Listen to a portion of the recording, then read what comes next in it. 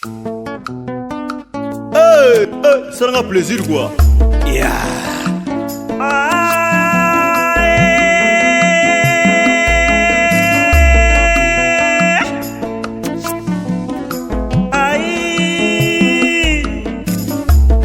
Nakotala sitangwe bominga papa edo amani papa ngana lingana nga EHP Media ngana lingana nga EHP Media ngana lingana nga EHP Media mama ngana lingana nga EHP Media EHP Media chansi amani pista papa EHP Media ngana lingana nga EHP Media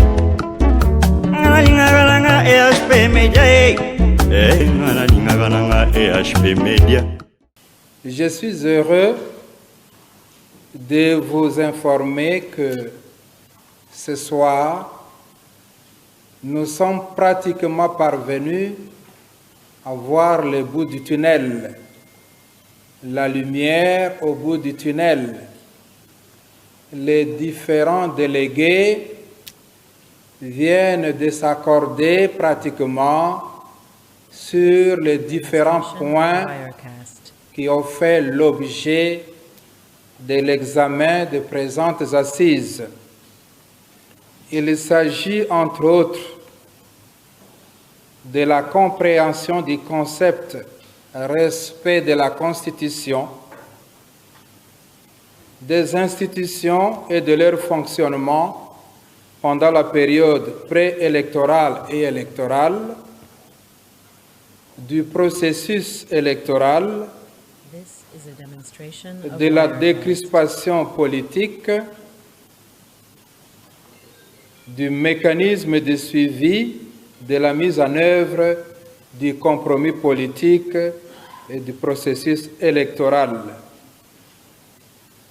En ce qui concerne la compréhension du concept respect de la Constitution, les différentes parties prenantes s'accordent du contenu. Comment, de quelle manière la Constitution doit être comprise et de quelle manière les clauses pertinentes de la Constitution doivent être mises en application durant la période préélectorale et électorale. S'agissant des institutions et de leur fonctionnement pendant la période préélectorale et électorale, les différentes parties prenantes ont convenu de la gestion consensuelle au niveau des institutions, c'est-à-dire en ce qui concerne les gouvernements. La présidence de la République sera est assurée par l'actuel président de la République, à la personne de M. Joseph Kabila, durant cette période préélectorale et électorale. Les institutions à mandat électif, c'est-à-dire l'Assemblée nationale, le Sénat, l'Assemblée provinciale, restent à fonction jusqu'à l'installation de nouvelles institutions à mandat électif. En ce qui concerne le gouvernement central, la primature est confiée à l'opposition politique non signataire / rassemblement.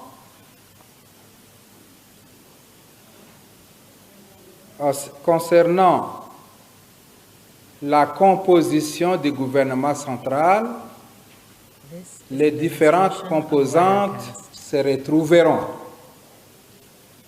à savoir la majorité présidentielle, l'opposition plurielle et la société civile. S'agissant du processus électoral,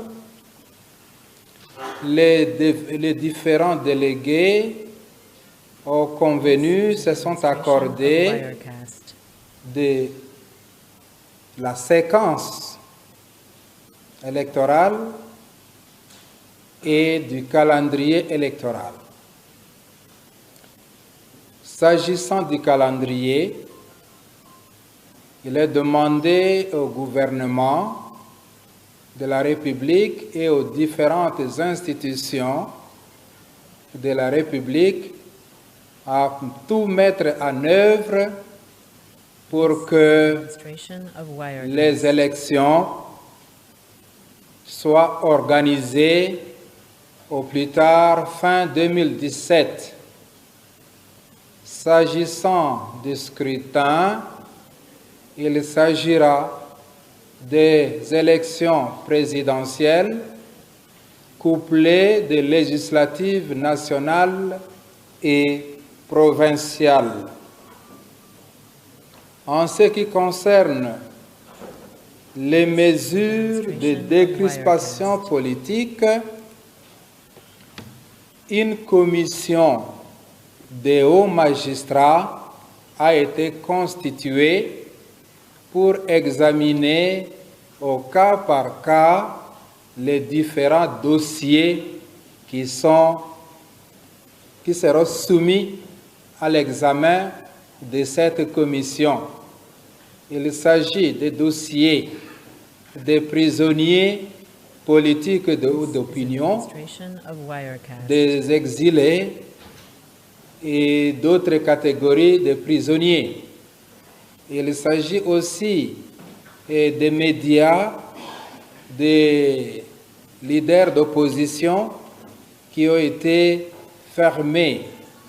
Et pour envisager la réouverture, cette commission devra examiner les dossiers de ces médias pour voir la conformité aux règlements d'usage, aux normes d'usage. Parmi l'opposition, Rassemblement a présenté 7 cas dénommés emblématiques pour qu'on examine leurs cas. Et l'UNC a présenté 2 cas aussi considérés comme des cas emblématiques. Et d'autres composantes ont déposé une liste de prisonniers qu'ils qualifient de politiques. Et tous ces documents ont été versés à la commission des hauts magistrats. Pour votre information, parmi les 7 cas emblématiques présentés par les rassemblements, 4 viennent de trouver solution. Et les 3 autres sont encore en étude. Les informations précises et détaillées vous parviendront sous peu. Il y a 20 autres cas de détenus qui, en fait, ont trouvé aussi solution. On a retenu 11 cas de personnes, de prisonniers, pourra être soumis à l'appréciation au pouvoir discrétionnaire du président de la République pour espérer de bénéficier d'une grâce présidentielle. Je m'arrête là pour ce qui est de crispation politique. S'agissant du mécanisme de suivi de la mise en œuvre du compromis politique et du processus électoral, les délégués ont convenu de l'institution d'un conseil national pour le suivi de l'accord. Ce conseil national sera institué comme une institution d'appui à la démocratie mais dans un premier temps, il fonctionnera sous le statut d'un comité de suivi en quelque sorte. Mais quand la session ordinaire du Parlement sera organisée au mois de mars, on introduira un projet de loi pour instituer cet organe comme institution d'appui à la démocratie pour les cas d'espèce. Voilà quelques informations importantes que nous avons tenu à vous livrer au stade actuel. Pour le moment, les délégués poursuivent leurs travaux, c'est-à-dire examiner les textes que le secrétariat technique a mis à la disposition des délégués pour vérifier si les amendements apportés dans ce texte durant la nuit du 23 au 24 décembre dernier ont été véritablement intégrés, et cela fidèlement. Les délégués poursuivent leur travail de finalisation du texte, ce qui justifie que aujourd'hui nous ne pouvons, les compromis politiques ne peuvent pas être signés par les différentes parties prenantes. Ils vont y travailler cette nuit, ils vont travailler demain, et vous serez informés de l'heure précise de la cérémonie, de l'organisation de la cérémonie de la signature de cet accord, en principe prévu dans la matinée de demain, entre 9h et 10h, par la voie des ondes, et cette communication, cette information vous parviendra. Voilà, Excellences, Mesdames et Messieurs, chers partenaires et amis, la teneur de l'information que j'avais le plaisir de vous communiquer. Merci de votre aimable attention. Ça sera un plaisir quoi. Yeah.